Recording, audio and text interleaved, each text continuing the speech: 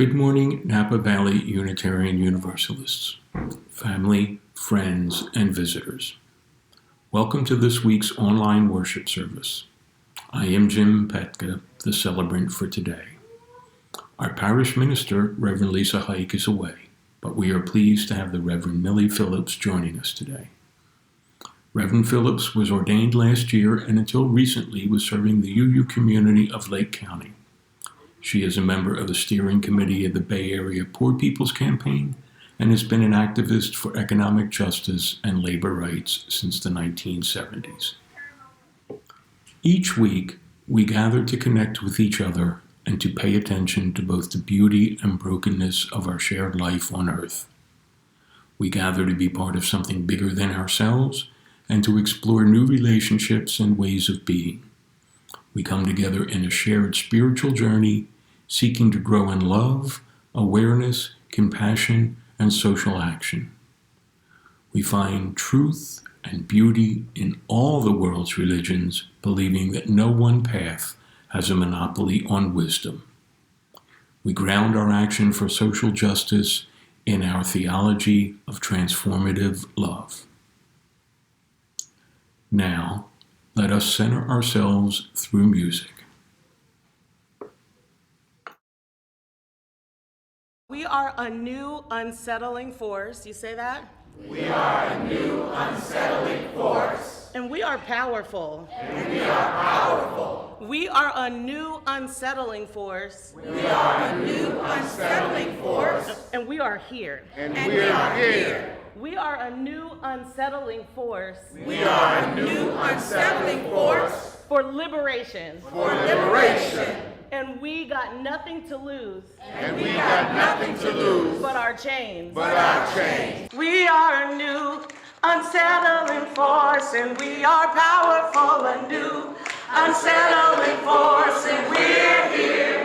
A new unsettling force for liberation. And we got nothing to lose but our chains. We are a new unsettling force. And we are powerful. A new unsettling force. And we're here.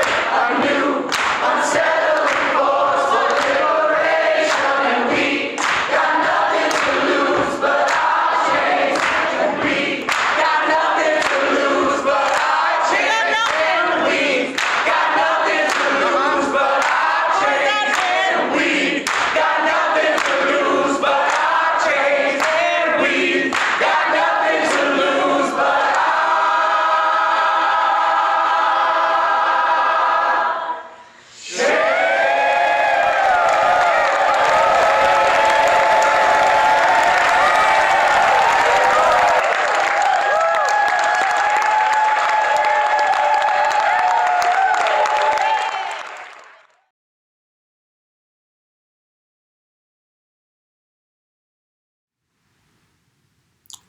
Each week, we join Unitarian Universalists all around the world in lighting a flaming chalice, the symbol of our faith. You are invited to light a chalice or a candle at home now with these words from Melanie Davis. If ever there was a time for a candle in the darkness, this would be it. Using a spark of hope, kindle the flame of love, ignite the light of peace, and feed the flame of justice.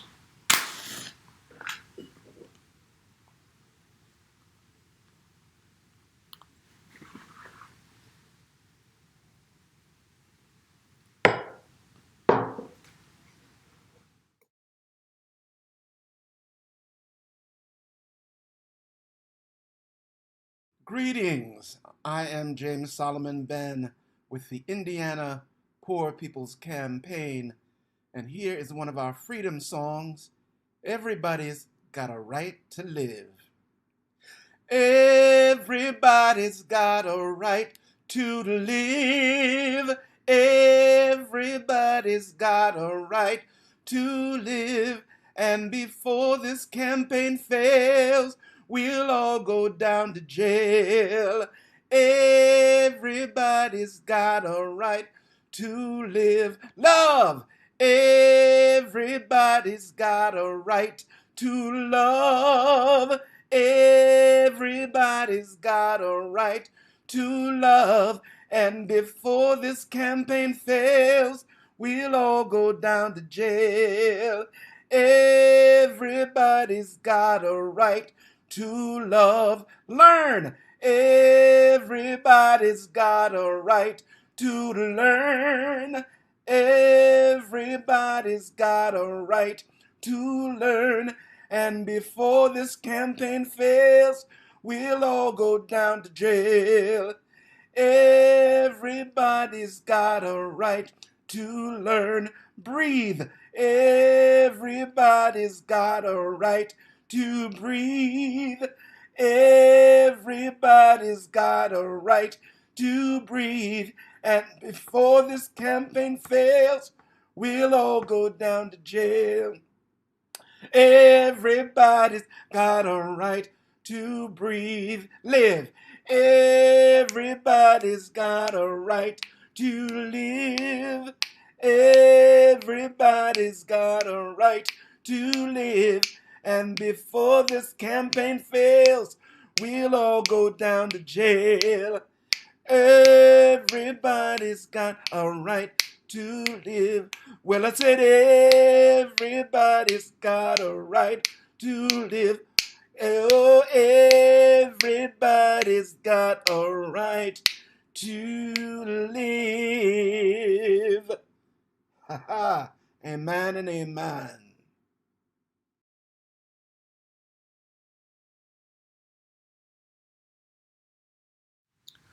I invite you now into a moment of receptivity and reflection as we share the joys and sorrows of this community. We make sacred the milestones of our lives when we share them with each other. We have here a bowl of water and some stones. If you would like to share your joy or sorrow with all here, you can type it into the chat and then choose a stone in the bowl to represent your joy or sorrow. If you have a joy or sorrow, or even just a concern that you do not need to share with everyone, type stone in the chat and then choose a stone in the bowl to represent the milestone you are holding in the silence of your heart.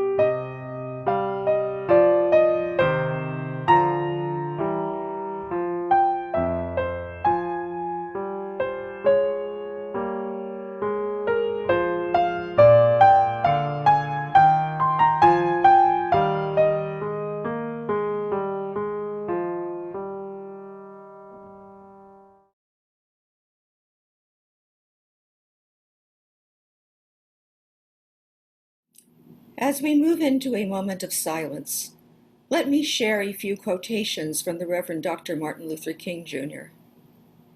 Ponder what these might mean for you and for all of us today in light of the problems we face.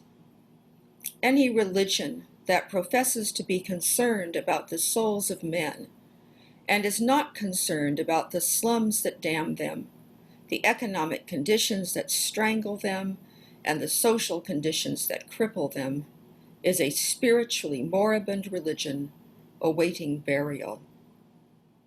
And the second, cowardice asks the question, is it safe? Expediency asks the question, is it politic? Vanity asks the question, is it popular?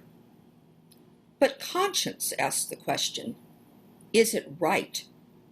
And there comes a time when one must take a position that is neither safe, nor politic, nor popular, but one must take it because it is right.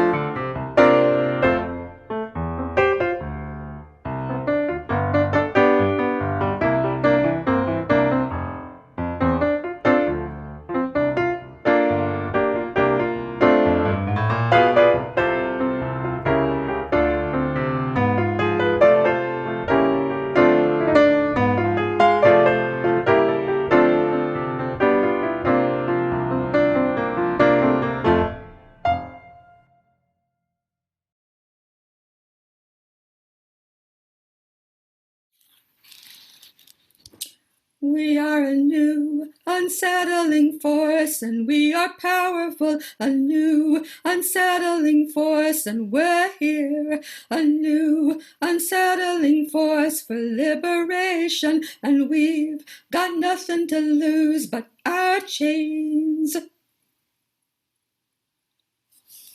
Let's break this down a bit. We. If you participate in a respectful, constructive way, you're one of we, truly welcomed. New. Yes, inspired by the 1960s Poor People's Campaign led by Martin Luther King. Today's Poor People's Campaign, a national call for moral revival, has been updated to include environmental justice and resisting religious nationalism, as well as working against racism, militarism, and poverty. Unsettling. We must break through what seems settled. We must trouble the waters. Force. Large numbers of people committed to a range of peaceful tactics to win a radically progressive agenda. Powerful. Because when enough people of all races, genders, religions, and national origins come together for common purpose, united by moral and spiritual conviction, what could be more powerful? Liberation. This is not liberal business as usual. We're talking about goals that require fundamental transformation. Nothing to lose? Many of us have been taught to believe, often with the best of progressive intentions, that we have a lot to lose if our society shifts toward true justice for all, and that it requires years of self-reflection and self-criticism if we are to be caring, just people willing to give up what we currently have, which is always considered too much. Yet the pandemic is teaching the vast majority of us that we're already losing our health, our jobs, our housing, our very lives. The current political crisis has shown that we've already lost any reason to trust that our institutions are invulnerable or even on our side. Chains. The chains of a grossly unequal economy, governed by, of, and for the rich, bind most of us to lives of constant anxiety. If we still have something to lose, and all of us do to some degree, if we do nothing, the loss is guaranteed. It's only a matter of time. Founded by Christian ministers, the Poor People's Campaign has a clear, well-written agenda, unequivocally on the side of those oppressed due to race, gender, class, poverty, disability, sexual orientation, immigration status, or religious faith. Its multiracial leadership teaches us that we are more powerful when we choose to unite across racial and other differences, and is committed to amplifying the voices and leadership of the most oppressed. It is nonpartisan. While glad to see Trump gone and willing to work with politicians to get things done, it gives no party or office holder a free pass. Politicians, regardless of views, are not allowed to serve on its leadership bodies or be speakers at its events. Though its agenda is one that socialists like me can easily support, it seeks to unite around right and wrong, not right and left. It calls its approach moral fusion, fusing otherwise divided social justice movements together by posing a moral agenda, recognizing the power of a common moral vision to unite and keep us united. Now, I'm not claiming it's perfect or the only current movement that offers us a healthy vision. However, I believe it's a movement UUs would do well to embrace, in part because it offers us a different approach to social justice organizing than we may be used to. For a long time, UUs have struggled with elitism. In our social justice work, we tend to see ourselves as potential allies of the movements of others, like none of us already are an other, like none of us are suffering from injustice. As more and more UUs are affected by the pandemic or by the disastrous impacts of climate change, like the wildfires that cost some of you your homes, our congregations are experiencing more loss of precious lives, but also of church budgets, as members lose jobs and health insurance and become worried about affording housing and even food. Parents of young children are struggling to work from home while helping their kids navigate online school. Elders are suffering from greater isolation. For the first time in my 20 years as a UU, I see us needing to up our pastoral role as much as we are trying to engage members in activism. Of course, the majority of UUs are not affected by racism directly. Not that many of us worry about losing our lives because of hostility to our gender identity. Even fewer of being deported. Many of us can and do work from home, having jobs that don't require serving others in person. Jobs more likely to go to people who are white or have higher education. The pandemic has not taken away white or class privilege. If anything, it exposes them as more obvious. But it does show that privilege in one area does not protect us from injustice in another. Yes, there are significant differences and degrees among us as regards oppression, but all of us are being attacked today in some way by the failure of our government to address the pandemic and climate change effectively, and by diverting over half our national budget to the military, not only deadly to millions of innocent civilians throughout the world, but also the greatest environmental abuser on earth. It helps no one to deny or minimize this. For example, liberal denial of or dismissiveness toward economic oppression has driven many to be vulnerable to reactionary agendas. Moreover, though the incoming administration is far more likely to take appropriate action to end the pandemic, it is not likely at all to reduce the military budget, create a single-payer healthcare system, or pass a comprehensive Green New Deal. Certainly not without a mass movement greater than any we have seen thus far. This is one reason the Poor People's Campaign seeks to organize as many kinds of people as possible. As this negative reality becomes more evident over time, the strategy of the campaign becomes increasingly relevant. Are we not more powerful when we can support the needs of everyone to a job, a living wage, health care, housing, clean air and water? Are we not more powerful when we can move beyond partisanship? When we recognize that over half our taxes going to fund the military is as much a Democratic Party problem as it is a Republican one? Are we not more powerful when we recognize the need for revival? Revival. Now, that's a weird word for some of us. It might call forth images of fiery preaching and intensely emotional worship. Not that appealing to a traditional UU culture grounded in elite university towns and the spare worship of our Puritan ancestors. Yes, there is an element of that sense of revival in the Poor People's Campaign. The speeches are likely to be prophetic sermons, the songs lively and syncopated, but not difficult to sing. Music and art are as central as policy proposals. But I want you to consider that revival literally means bringing back to life.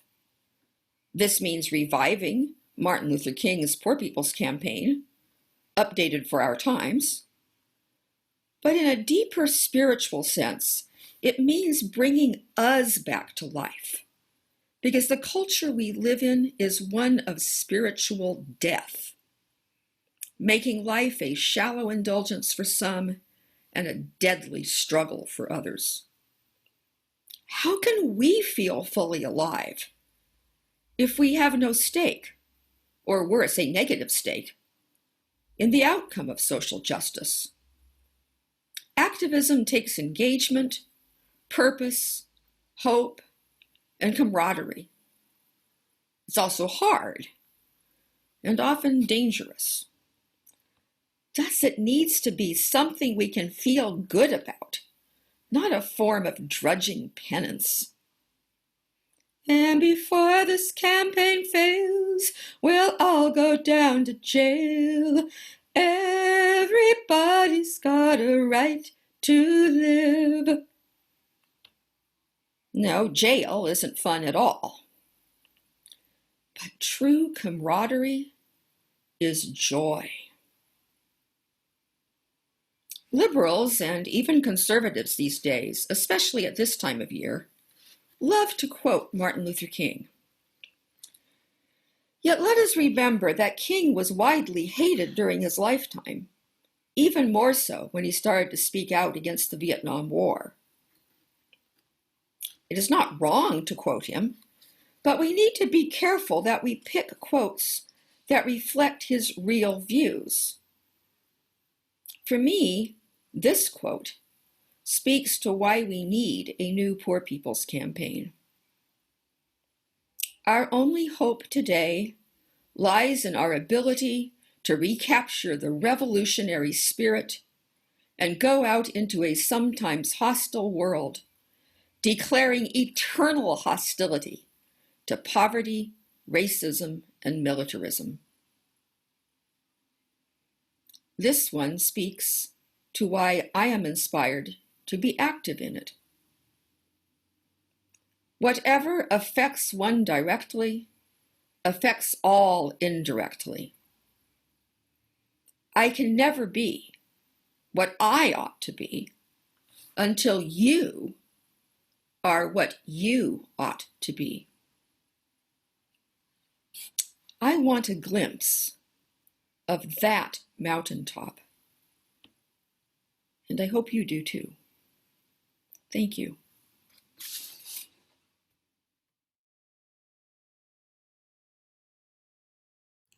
Love is the spirit of this church, and service its law. This is our great covenant, to dwell together in peace, to seek the truth in love, and to help one another. This congregation depends entirely upon the generosity of its members and friends. All that we give in time, talent, and treasure is what sustains this community and makes it not just a sanctuary for us to return to for spiritual nourishment, but an oasis from which we can go out into the world carrying the waters of life. Each fourth Sunday, our congregation donates to a local organization that shares our values. Today, that organization is the Cope Family Center. Here to speak about the work of this organization is its Community Engagement Manager, Ricky Hurtado. Hello, I'm Ricky Hurtado, Community Engagement Manager of Cope Family Center. Cope Family Center is a family resource center in downtown Napa that helps parents manage stressful situations and challenging life events so they can give their children a brighter future. We do this through our parent education and support services, such as parenting classes and home visiting, as well as drop-in services like crisis support, emergency assistance, and resource referrals. Now, you may be asking yourself, how have we continued our work since the pandemic began? The work has continued. Our staff has been working from home, and we have done all of our programming and one-on-ones, home visiting, in a virtual manner. Our work continues to be important during these crucial times. Your donation of any amount would definitely help support our families in need in our community. If you wish to learn more, please visit us at www.copefamilycenter.org. Thank you.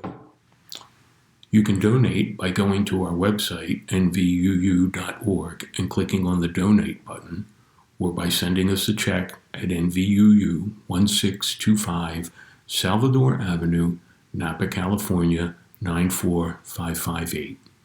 All check donations will be sent to our Share the Plate recipient, the Cope Family Center, unless the check is marked as pledge in the memo line. All checks should be made out to NVUU. Thank you for your many gifts.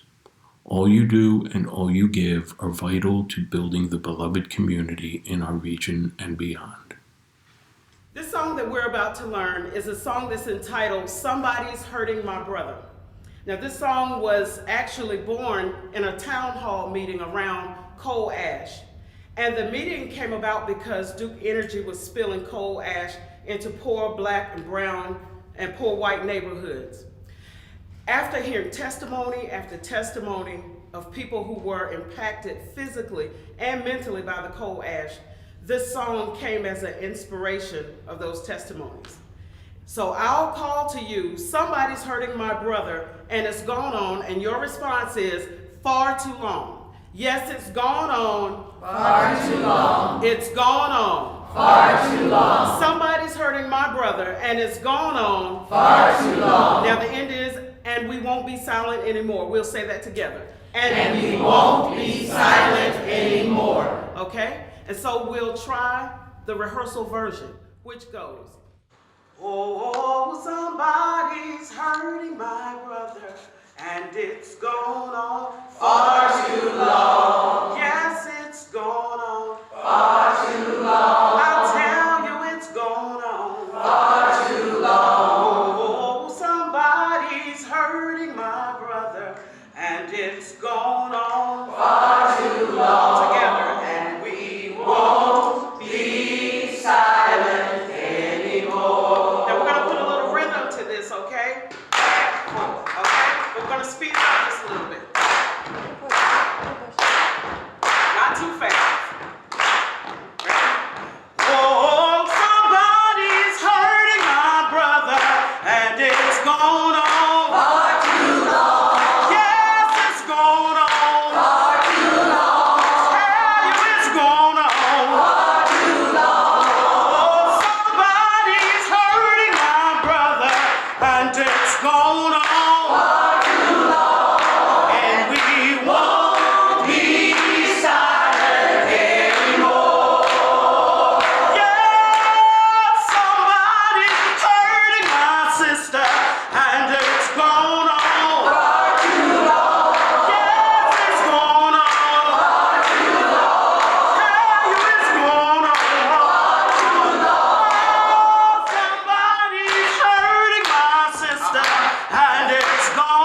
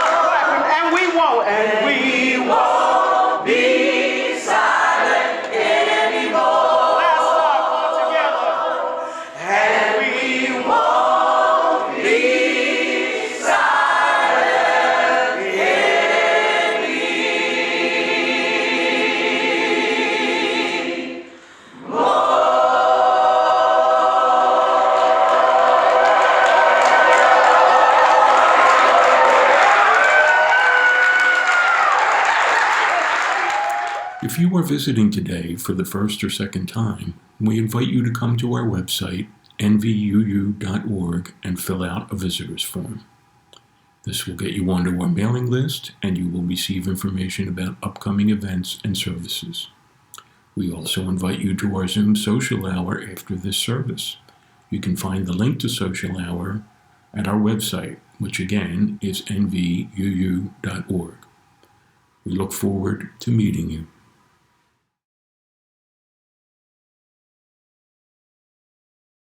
Our closing words come to us from the 82nd Psalm. How long will you defend the unjust and show partiality to the wicked? Defend the weak and the fatherless. Uphold the cause of the poor and the oppressed. Rescue the weak and the needy. Deliver them from the hand of the wicked.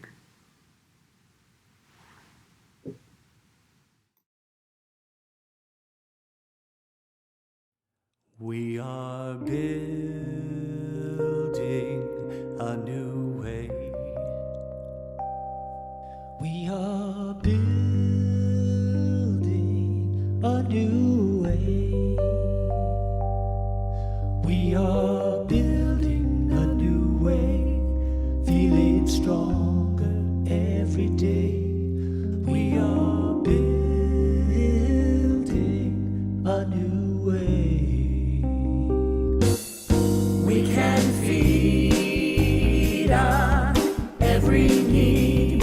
Every need.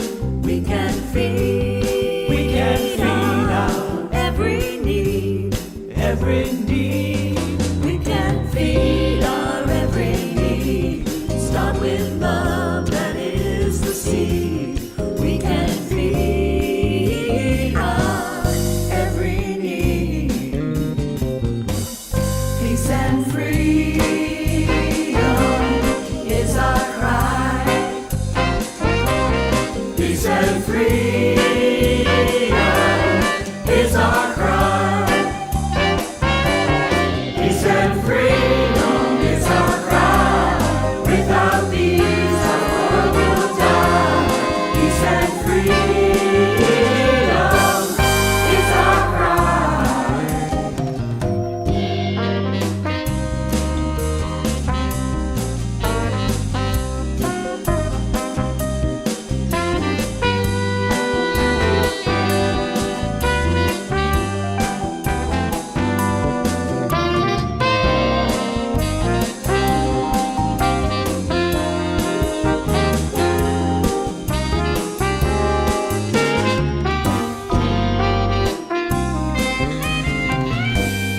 We are building a new way.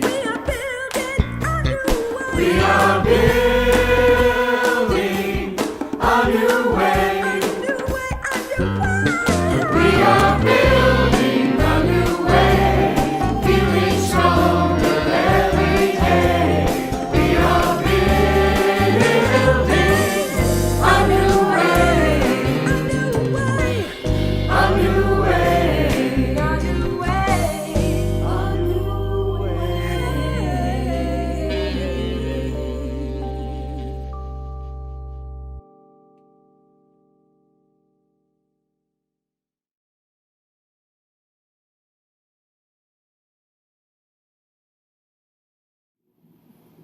Look at your hands.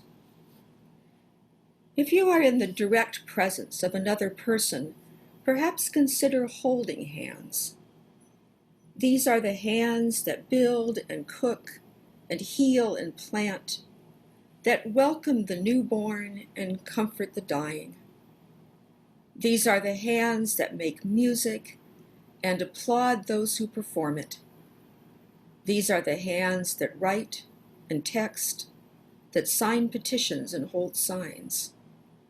Your hands, your faith, your words, your love make a positive difference.